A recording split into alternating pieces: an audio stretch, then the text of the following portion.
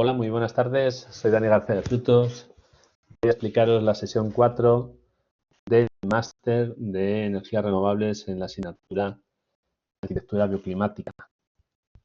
Hoy vamos a hablar de los siguientes temas.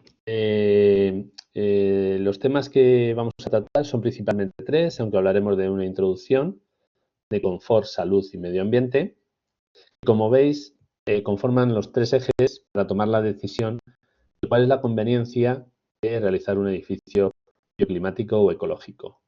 Alguno de los factores puede verse mermado por imponderables en el solar del edificio o por una reducción de los costes, pero debe ser una solución equilibrada en ambos factores, en los tres factores. Bueno, dentro del confort voy a hablar de tanto el confort térmico como el confort visual, la calidad del interior, que en castellano se dice CAI, pero es más conocido internacionalmente como el IAQ, y la calidad acústica. Estos serían los factores. Luego, a posteriori, veremos los objetivos y cómo vamos a tomar medidas para corregir o cumplir aquellos aspectos que me permitan llegar a los estándares convenientes. Empecemos por el confort térmico, teniendo en cuenta que el confort térmico es el bienestar que se proporciona al ocupante dentro del edificio y que está sujeto a múltiples factores. Todos entendemos que principalmente el indicador básico es la temperatura, pero la temperatura no siempre es la misma a la de confort, puesto que dependemos de la actividad que estamos realizando. Evidentemente, si estamos en un gimnasio, la temperatura de confort será más baja. También va a depender de la humedad que hay en el ambiente, de la velocidad del aire. Va a depender también de las superficies radiantes que tenemos alrededor, es decir, si tenemos un efecto de pared fría, pues seguramente la sensación de confort desaparecerá. En cuanto al confort visual, vamos a dividirlo en tres aspectos fundamentalmente: la cantidad, la distribución y la calidad. La cantidad de luz se mide en lux y teniendo en cuenta que en el exterior las cifras son miles de lux los que recibimos, y en los interiores estamos hablando de un orden de magnitud en torno a 200, 300, 400 lux. Evidentemente, cualquier cantidad de luz que podamos introducir al edificio será bienvenida. En cuanto a la distribución, y esto es importante, tiene que ser homogénea. Por eso siempre se habla de iluminación media mantenida, eso que pone ahí como EM. Es decir, no vale de nada tener unos estándares medios de 300 o 400 lux si hay zonas que están por debajo de los 50 lux. No se permite. Tampoco es conveniente tener un alto grado de alumbramiento. Lo ponemos ahí como un GR, porque la sensación de estar escribiendo sobre una mesa brillante que está reflejando mucho la luz, pues es incómoda. En cuanto a la calidad de la luz se mide en, lo llamamos el índice de reproducción cromática, conocido como RA, que aproxima la calidad de esa luz a la luz exterior, a la luz del sol. Desgraciadamente, los sistemas incandescentes son los que más se aproximan, pero sabéis que tecnológicamente están en extinción por su alto consumo.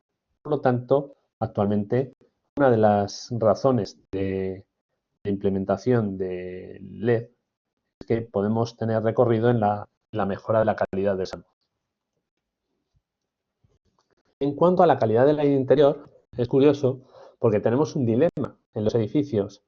En principio, la calidad del aire hay que renovarla porque la presencia de ocupantes y la actividad genera ambientes insalubres, saturados de CO2 principalmente, y por lo tanto nos obliga a una renovación del aire. Pero claro, esto es siempre y cuando la calidad del aire exterior sea buena.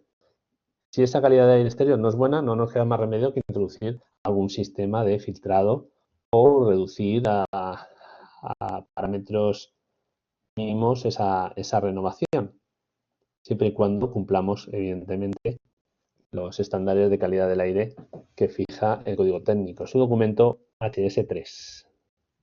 Bueno, en cuanto a la calidad acústica o confort acústico, en realidad podemos hablar, hay que tener en cuenta que las fuentes que podemos recibir y que emiten ruido pueden ser de origen exterior, coches, actividades, obras,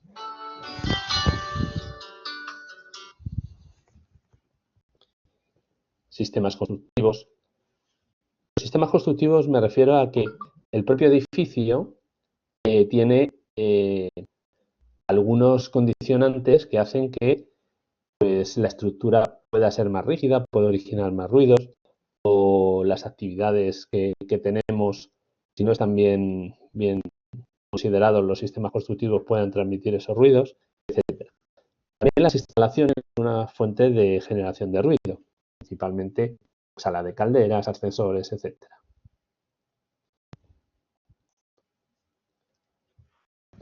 En cuanto al confort, si nos ceñimos ahora a los objetivos que tenemos que cumplir para garantizar ese confort y cómo vamos a enfocar nuestros esfuerzos, el primer esfuerzo lo vamos a centrar en proteger a los ocupantes de los elementos exteriores, que siempre son fuentes de disconfort. Los vientos, la nieve, la humedad, los rayos y el frío. Cada uno tendrá su estrategia. Evidentemente los vientos se protegerá con cierta estanquidad del edificio, la nieve y el frío a través del sistema de aislamiento, la humedad, evidentemente, pues, evitando que los sistemas permitan el ascenso de humedad desde el suelo, por ejemplo, o desde las fachadas, y la colocación de pararrayos en otros casos. En cuanto a mantener el entorno térmico confortable, lo que vamos a hacer es primero conocer cuáles son las temperaturas que marcaría el reglamento de instalaciones térmicas para adecuar el confort, que varían ligeramente en verano e invierno, siendo las que tenéis ahí en el gráfico un poquito más altas en verano que en invierno. Tampoco es necesario memorizarlo porque evidentemente esto también está sujeto a cambios, pero tiene su lógica que la temperatura de confort sea un poco más aceptable en verano que en invierno. No debemos permitir que la temperatura de confort sea de 19 grados en un edificio en verano, porque eso supondrá un altísimo consumo que es equivalente más o menos al 8 o 9% por cada grado de temperatura que bajamos. En cuanto a la ventilación, siempre vamos a intentar hacer ventilaciones naturales, no mecánicas. Vamos a controlar el acceso del sol para evitar sobrecalentamientos mediante sistemas de protección. También vamos a utilizar vidrios que sean a la vez aislantes y que puedan permitir un control de esa radiación, así como otras estrategias como la utilización de fachadas y cubiertas con colores claros que también evitan ese exceso de temperatura en el interior.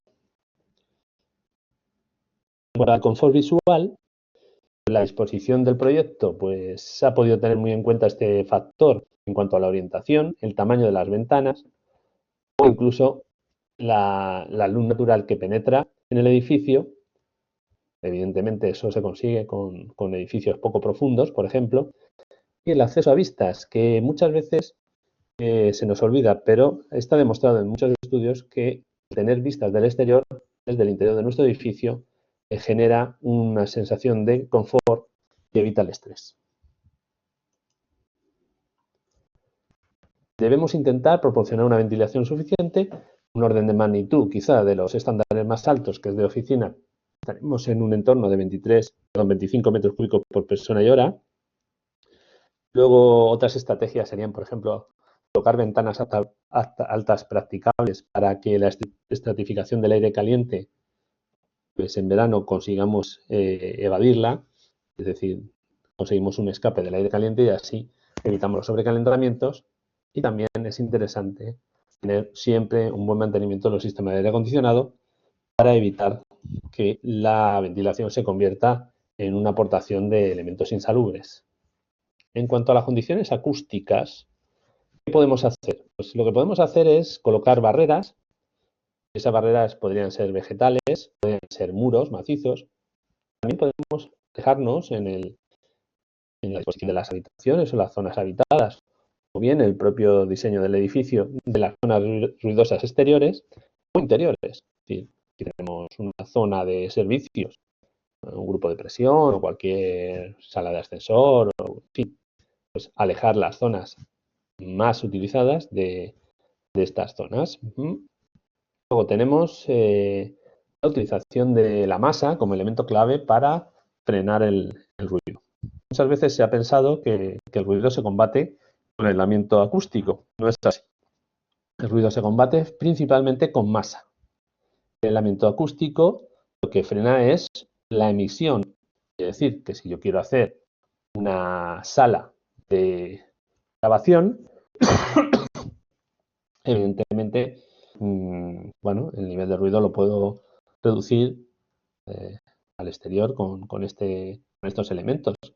Pero si soy yo el que está recibiendo el ruido, nunca podré utilizar un elemento aislante. Siempre tendré que luchar contra el ruido a través de la masa. Principalmente frena aquellas emisiones de baja frecuencia, es decir, los graves.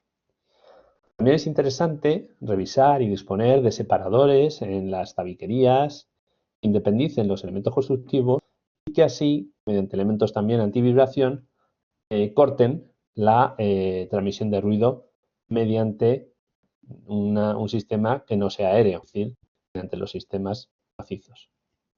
También es importante controlar por dónde va el recorrido de las tuberías, dónde están situados los ascensores o los sistemas de ventilación mecánica. En cuanto a la salud, que sería el segundo gran eje, vamos a centrarnos y en algunos casos colisionan con otros factores como el medio ambiente o como hemos visto anteriormente, el confort. Pues en este caso os hablaré un poco del síndrome de edificio enfermo, que como sabéis se da en algunos edificios. No está muy claro cuáles son los factores que lo causan, pero sí quizás los efectos. Se da en edificios con baja humedad, con un alto contenido de equipos informáticos y, bueno, pues una escasa ventilación o una ventilación que hace que no se genere una renovación del aire importante. Esto deriva no en que el edificio enferme, sino que pueda aparecer desde contagios por legionela, por ejemplo, a síndromes, por ejemplo, como es la lipoatrofia semicircular, que os animo a buscarla en Google, porque es curioso, si no la conocéis, cuáles son sus efectos. Como anécdota, yo os digo que durante un tiempo estuve dando clase en una sala con estas condiciones y me apareció ese efecto sobre las piernas. En cuanto a los materiales, ya sabéis, porque está comentado, y es conocido, que el plomo, el amianto y otros productos, como son los compuestos orgánicos volátiles, pues están sufriendo restricciones en cuanto a su uso y colocación. De hecho, algunos, pues, los sistemas de desmantelamiento, en el caso del fibrocemento que contiene amianto, tiene que ser realizado por empresas especializadas. Sobre todo esto de materiales y otros elementos relacionados con salud, os animo a leeros esta guía, que lógicamente no es un material de la asignatura, pero de la que soy coautor, que es Edificios y Salud, 7 llaves para una edificación saludable, en las que podéis aprender algunas cosillas relacionadas con la salud de los edificios. En cuanto a la luz natural, pues está demostrado que afecta a los trastornos afectivos temporales, que también es indispensable para la síntesis de la vitamina D, eso afecta a los huesos, y que se ha demostrado que en oficinas y en entornos escolares el rendimiento con luz natural es mayor. En cuanto al ruido, ya sabemos que puede generar estrés o incluso, si los niveles son muy altos, pérdidas auditivas o pérdida de sentido de audición. En cuanto a qué podemos hacer, ¿cuáles son los objetivos? Lo primero, protegernos de los contaminantes exteriores, alejándonos de carreteras, poniendo barreras de vegetación que pueden absorber cualquier elemento de agresión exterior, intentar que haya pocas infiltraciones en el edificio y generar una ventilación mecánica y filtro en el caso de que sean muy agresivos los contaminantes del exterior. Insisto en que la ventilación, si es posible, siempre será natural, pero claro, si es muy contaminado el ambiente exterior, pues tenemos que buscar otras alternativas. En cuanto a los contaminantes interiores, el más conocido y fuente de controversia en muchos países, porque aquí en España, por ejemplo, no tenemos sensores de CO2 obligatorios en los hogares, en otros países sí, perdón, he dicho CO2 no, es CO, monóxido de carbono. Es el producto de la combustión. En caso de que tengamos una combustión ineficiente, pues ya sabéis que se genera este gas y este gas es mortal. Entonces es importante tener un sensor. Aquí en España no lo tenemos, el índice de fallecimientos, tenemos la suerte que no ha sido muy alto, pero es un riesgo que estamos asumiendo. También otros contaminantes interiores pues son el humo, que también se ha reducido muchísimo, o la propia humedad que genera la aparición de bacterias como es el Aspergillus y otras que están relacionadas con esa humedad, principalmente que viene en los sótanos y en las plantas bajas. En cuanto a las emisiones radiactivas, hasta ahora no había ninguna regulación, pero el pasado año en España se puso el radón. Evidentemente el humo y la humedad no corresponden. El radón se está generando en el subsuelo, generalmente en suelos graníticos, y sube por los forjados y por las plantas bajas, los sótanos. Entonces, si nosotros disponemos barreras, el radón está controlado, pero si ponemos barrera, el radón puede acceder al interior de nuestro edificio. Otro objetivo sería conseguir que los materiales acabados y la maquinaria sean los más adecuados. En ese caso, por ejemplo, en Francia están emitiendo un sello para clasificar los materiales en función de sus emisiones de compuestos orgánicos volátiles. Nosotros aquí en España no es de obligado cumplimiento, pero cada vez los fabricantes pues aducen este motivo comercial. Luego también, como he recordado antes, evitar el amianto, el plomo y el formaldehído, por ejemplo. También hay que tener el edificio diseñado, lógicamente, para la luz natural, en cuanto a orientaciones y demás, y protegido del exceso de ruidos siempre con más masa y menos filtraciones y menos huecos en la zona más expuesta al ruido. Ya sabéis que muchos municipios tienen mapas de ruido y sabemos por qué calles se producen mayores fuentes de ruido, marcado en decibelios. Bueno, en cuanto a medio ambiente, y con esto termino, tenemos que tener en cuenta que el edificio por una parte es una estructura física, inerte, pero por otra parte tenemos que entenderlo como una máquina viva. Intercambia y transpira y interactúa con su entorno.